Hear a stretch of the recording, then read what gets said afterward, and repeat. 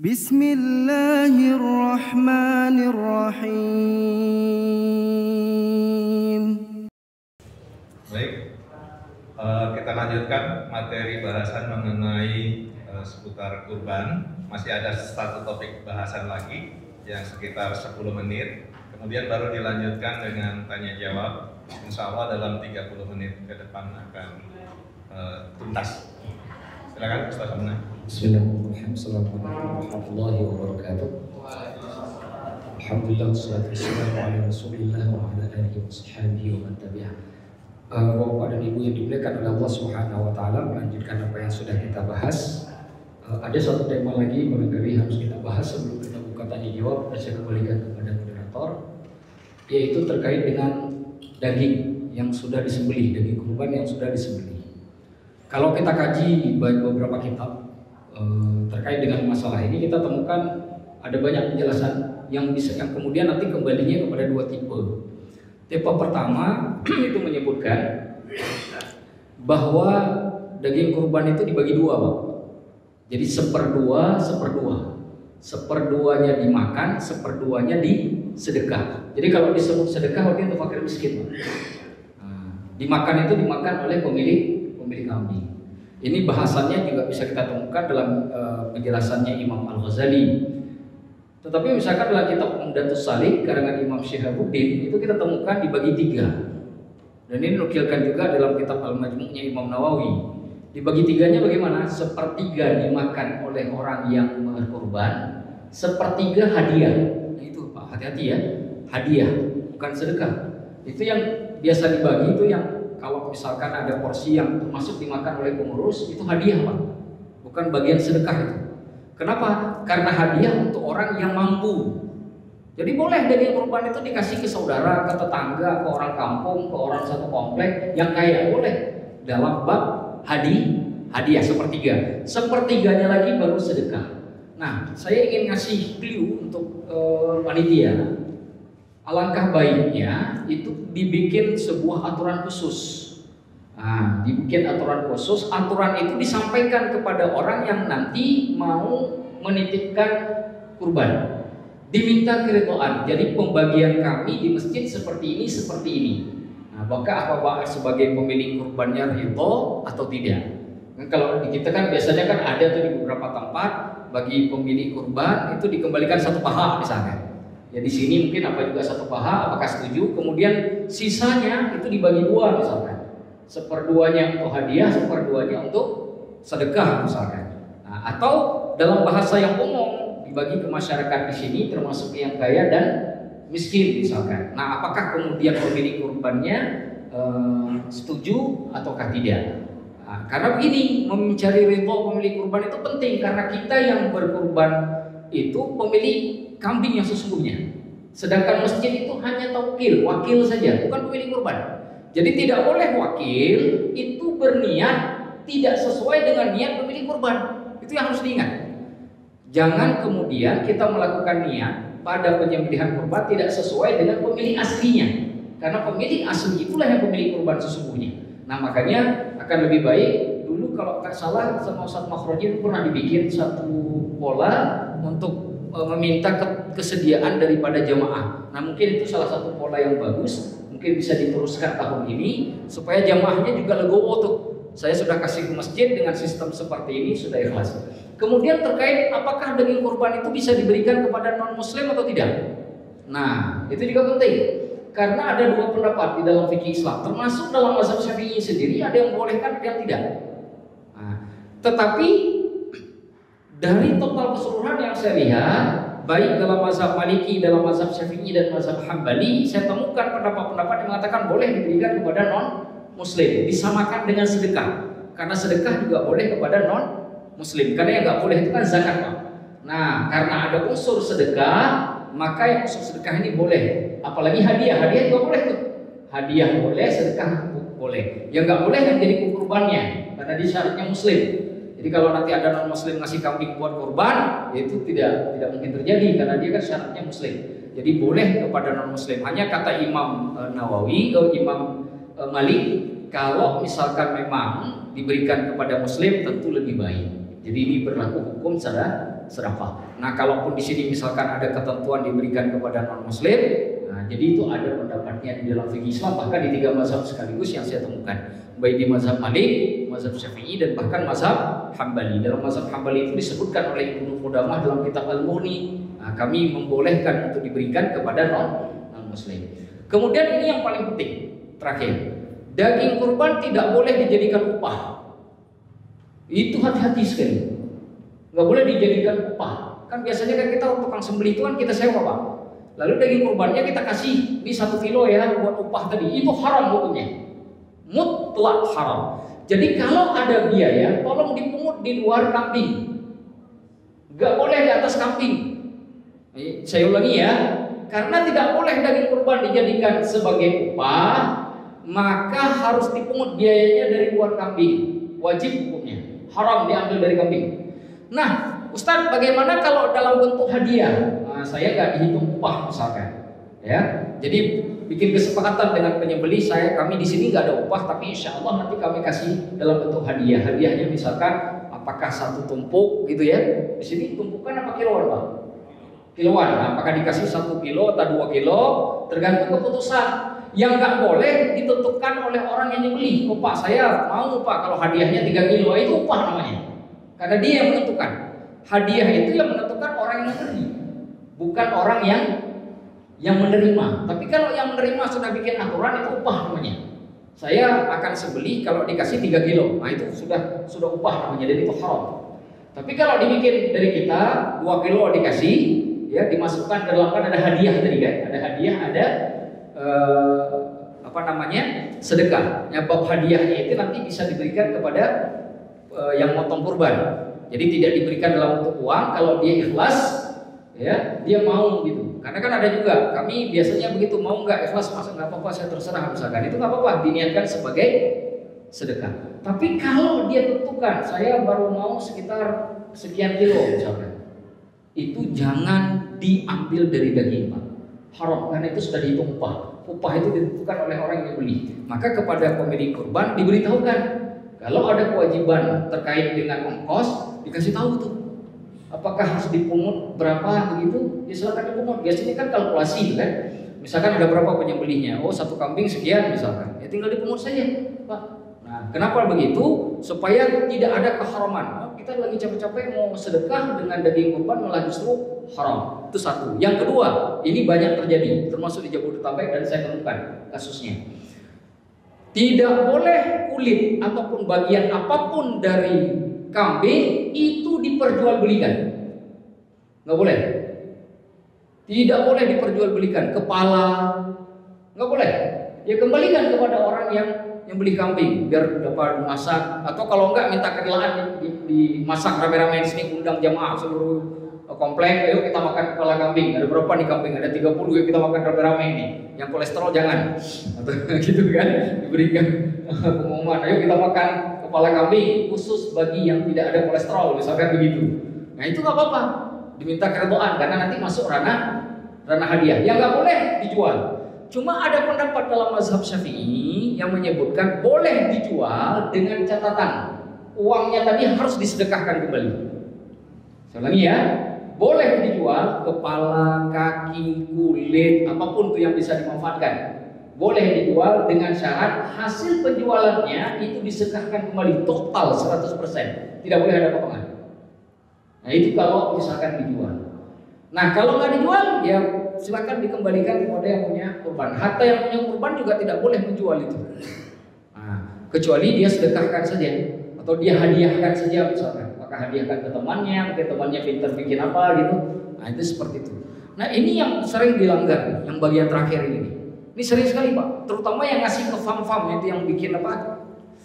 Masak kambing itu ada, yang farm-farm itu yang masak kambing itu, kurban itu yang sudah dimasak itu saya temukan kasusnya Pak, dijual dagingnya. Oh pada bukan kulitnya dijual ke rumah makan, kepalanya dijual ke rumah makan, keuntungannya diambil dia, haram itu Pak, tidak dibolehkan. Nah ini penting kita ingat karena tanggung jawab itu nanti di kita, terutama di DKM masjid sebagai perwakilan untuk supaya kita bisa melaksanakan proses kurban ini karena mewakili para jamaah. Pada akhirnya kita berharap kepada Allah semoga saja kurban tahun ini ya insya Allah diterima oleh Allah, lancar, yang kurban Allah limpahkan segala kebaikan supaya dapat Al-Kautsar yang tadi kita sebutkan di awal pembahasan. Yang tidak berkurban karena tidak mampu, jangan putus asa. Insya Allah Allah akan ganti dengan kebaikan yang lain. Tapi bagi yang mampu, jangan pakai ilmu insya Allah berkurban. Silakan berkurban. Semangatlah berkurban. Insya Allah akan dapat pahala yang luar biasa. Semoga kurbannya diterima oleh Allah. Bagi panitia yang bekerja, kami juga doakan semoga kebaikannya Allah lipat gandakan. Karena membuat orang bisa berbuat kebaikan akan dihitung pahalanya sama oleh Allah. Allah itulah salah satu bentuk keadilan yang dijanjikan oleh Islam. Saya kira itu saja Pak. Kalau ada tanya jawab saya persilakan. Baik, terima kasih Ustadz Amna atas paparannya mengenai topik terkait dengan hukum kurban. Selanjutnya kita akan buka sesi tanya jawab.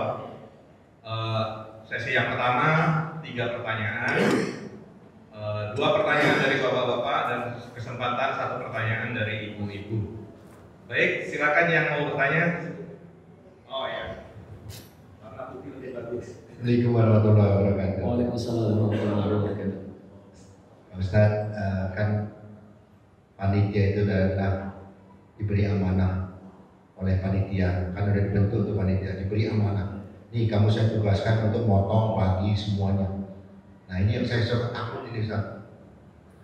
Pernah ya kita nggak lihat di mana lah, jalan-jalan kemana lihat dia diberi amanah, tapi dia kadang-kala ada saudara datang nih, kita bungkusin bawa pulang. Nah seperti itu hukumnya gimana kan? Karena dia hanya sebagai panitia menjalankan amanah itu. Terima kasih. Assalamualaikum. Saya jawab satu-satu aja dulu Pak ya, biar cepat ya. Saya berharap begini, panitia kompak. Saya nggak mau bicara dari aspek hukum dalam masalah ini. Saya minta kompak. Satu komando. Jangan dalam satu kepanitiaan ada 20 orang, 20 komando, 20 cara. Makanya nanti ditetapkan misalkan daging yang sudah selesai dipotong-potong taruh di satu tempat dan ada orang jaga. Kalau tidak melalui orang tersebut tidak boleh dikeluarkan daging. Sehingga ya kan? Itu kan pola Pak teknik melakukan. Misalkan yang ngambil daging harus tanda tangan. Misalkan. Jadi dia nggak bikin ngambil 2 kali. Ya begitu. Jadi itu cara, pola, teknik itu kita yang menetapkan. Nah, kesalahan atau kekurangan yang sudah terjadi sebelumnya, ini momen kita untuk terus memperbaiki. Begitu juga kekurangan tahun ini bisa kita perbaiki lagi tahun depan. Karena hidup ini kan harus terus meningkat. Saya kira mungkin itu sebagai masukan buat panitia yang harus diterima dengan ikhlas. Kita bentuk sebuah sistem. Jadi misalkan daging sudah diselesai dipotong-potong, ditaruh di satu tempat, dan itu ada yang mengkoordinir apakah 1 atau 2 orang. Kalau tidak mengeluarkan orang tersebut dalam bentuk apapun daging tidak boleh keluar. Walaupun alasannya apapun. Mau diambil oleh camat sekalipun nggak boleh kalau nggak melalui 2 orang itu misalkan. Jangankan orang biasa, camat aja nggak bisa misalkan gitu ya. Nah itu kalau dibuat seperti itu insya Allah Pak, pertanyaan-pertanyaan seperti tadi itu insya Allah selesai dengan sendirinya. Tidak akan lagi perlu dipertanyakan. Jadi saya tidak melihat dari sisi hukumnya saja, karena begini, kalau memang sudah masuk dalam ranah hadiah tadi, ya boleh saja diberikan. Cuma kita khawatir dia lebih banyak dapat dari yang lain, kan itu aja kita khawatirnya kan.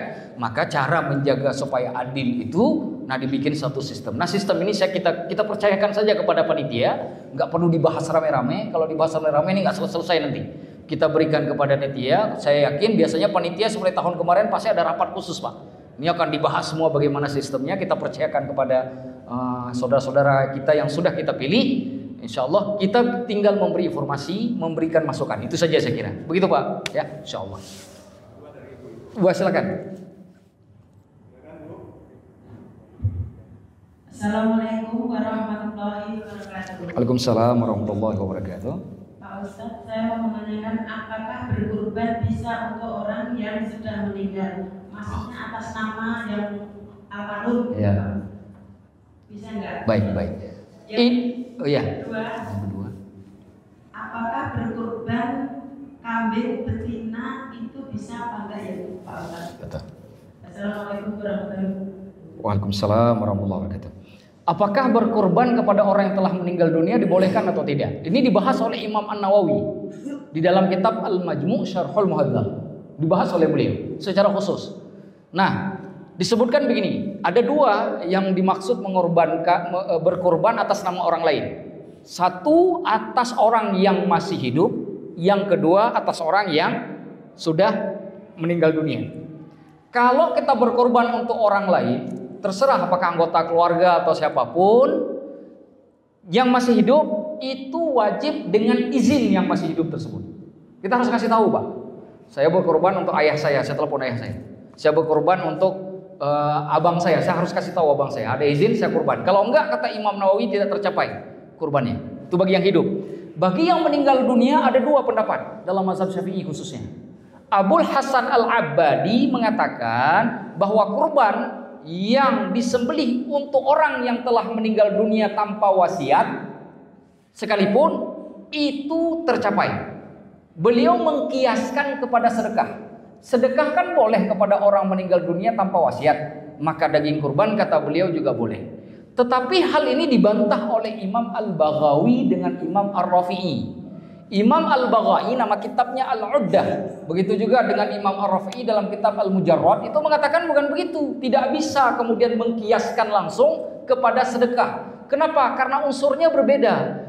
Sedekah tidak terikat oleh waktu, tidak terikat oleh ukuran tertentu. Itu sedekah.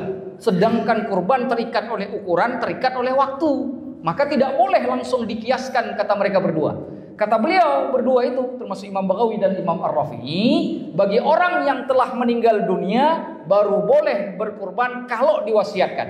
Kalau nggak diwasiatkan tidak tercapai kurbannya.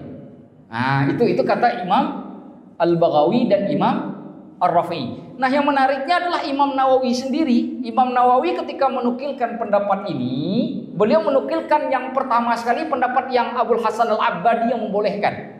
Lalu di bagian terakhir beliau menukilkan pendapat Imam Al-Baghawi dan Ar-Rafi'i yang tidak membolehkan. Lalu beliau berdiam. Diamnya Imam Nawawi itu bisa dipahami bahwa beliau setuju dengan pendapat yang kedua karena tidak mengomentari sebagai bantahan terhadap pendapat yang pertama. Sehingga dalam mazhab Syafi'i, ini pendapat yang kuat. Tidak berkorban kepada yang telah meninggal dunia kecuali diwasiatkan. Tapi jika ada yang melakukan, saya tidak mencela, gitu loh. Karena ini bagiannya tidak ada hubungannya dengan hadis sharih, Pak. Karena ini perbedaannya apakah pantas dikiaskan atau tidak. Jika ada yang melakukan, itu menjadi pendapat yang marjuh. Pendapat yang marjuh itu disebutkan oleh Imam Qalyubi. Imam Qalyubi menyampaikan begini, setiap pendapat yang marjuh yang tidak kuat itu boleh diamalkan sendiri tapi tidak boleh difatwakan. Saya ulangi ya, pendapat yang marjuh boleh diamalkan sendiri tapi tidak boleh difatwakan, nggak boleh ngajak-ngajak orang. Nah, kira-kira begitu kalau pendapat yang marjuh. Jadi kalau ada yang melakukan ya saya tidak mencela, ya. Tapi kalau ditanya Ustaz sendiri milih yang mana? Saya pilih pendapat yang kedua. Tidak dikurbankan kecuali diwasiatkan. Nah, kalau misalkan untuk orang tua ya tinggal sedekah saja. Tinggal sedekah karena pada kurban itu nanti ada juga hadiah kan dan selain macamnya. Nah, itu terkait dengan pertanyaan yang pertama. Yang kedua, apakah kambing jantan ataukah betina yang lebih baik? Nah, ini juga kesepakatan, udah ijma. Ini di sini tidak ada perbedaan pendapat di kalangan para ulama bahwa yang jantan lebih baik daripada yang betina. Tapi kalau tidak ada jantan dibolehkan dengan betina. Bahkan kalaupun ada jantan mau nyembelih betina juga tidak ada yang melarang. Nah, tapi kalau ada jantan lebih baik jantan. Nah, kira-kira begitu jawaban singkat dari dua pertanyaan tadi. Allahu a'lamu bishawab. Baik, Ustaz Rana, mungkin ada pertanyaan lagi? Silakan. Ada dari lain. Pak Edi ini ketua panitia kurban. Subhanallah. Ini langsung ketuanya langsung. Assalamualaikum. Waalaikumsalam warahmatullahi wabarakatuh. Ini tadi kan disebutkan melakukan tindakan perbuatan tidak dicatat ya. Jika pada waktu pengkurban itu menitipkan ke panitia masjid lah ya, di situ kambing mungkin atau tidak ada yang lain, tapi mereka karena kalau kambing banyak ya, jadi mereka mungkin ada yang bertarung gitu ya. Nah, terus catatlah tuh kambing itu ya. Nah, pada waktu pas dari hanya kalau penyembelihan ya terlihat cacat karena setelah bertahun itu bagaimana kita apakah tetap kita laksanakan untuk disembelih atau tidak? Nah, ada dua pendapatnya Pak. Kalau pecahnya atau cacatnya, seperti katakanlah tadi pecah apa tanduknya. Paginya harus disembelih, malamnya dia bertarung. Ya, rebutan apa gitu kan. Bertarung, pecah tuh salah satu tanduknya. Ada yang mengatakan kalau waktunya jaraknya tidak jauh maka dibolehkan karena itu tidak berpengaruh kepada daging. Nah, tidak berpengaruh kepada kesehatan karena masih baru. Tapi kalau sudah 1 hari penuh 2 hari itu pengaruh Pak. Suka atau karena dia masih ada makannya kan. Nah, itu berpengaruh. Nah, itu saat itu ya memang harus diganti. Nah, saya menyarankan saja Pak, problem seperti ini dicari solusi dengan orang yang menyerahkan kambing atau yang menjual kambing. Kalaupun dibikin showroom di sini, bagaimana cara pengaturannya untuk mencegah hal-hal seperti itu. Jadi begini, kalau nanti problemnya terjadi seperti itu dan jamaah nggak mau, kan jadi problem nanti di hari H. Maka lebih baik kita siapkan solusi yang preventif, yang kira-kira tidak akan terjadi. Nah, apa caranya kita bikin? Apakah kandangnya jangan terlalu banyak satu kandang? Jadi satu kandang misalkan ada 50, kemungkinan kan makin besar kan? Nah, bagaimana cara pengaturannya? Saya kira itu nanti di solusinya saja Pak. Tapi memang ada pendapat yang mengatakan kalau masih dekat itu masih dibolehkan. Tapi kalau sudah sehari penuh 2 hari itu sudah nggak dibolehkan karena dia sudah makanannya itu pengaruh ke daging. Nah, itu berlaku hukum asal. Wallahu a'lamu bishawab. Saya kira begitu Pak. Masih ada pertanyaan lagi mungkin? Kalau tidak ada, nanti kalau ada pertanyaan lanjutan bisa langsung ke Ustaz Amna. Kami dari Panitia Kurban mungkin akan menyampaikan update bahwa sampai saat ini yang sudah terdaftar di Panitia untuk kambing sudah ada 7 ekor kambing, kemudian sapi sudah 4 ekor sapi. Sekarang sudah masuk sapi yang ke-5, jadi satu bagian ini kan 7, sudah sapi yang ke-5 udah 2 pendaftar. Jadi insya Allah nanti akan makin bertambah karena display yang menjual kambing dan sapi itu baru akan dipajang tanggal 2 Juni, tanggal 2 Juni. Harga untuk perbagian kambing atau itu sapi 3,6 juta. Demikian update dari kami. Selanjutnya Saya tutup. ya, saya tutup.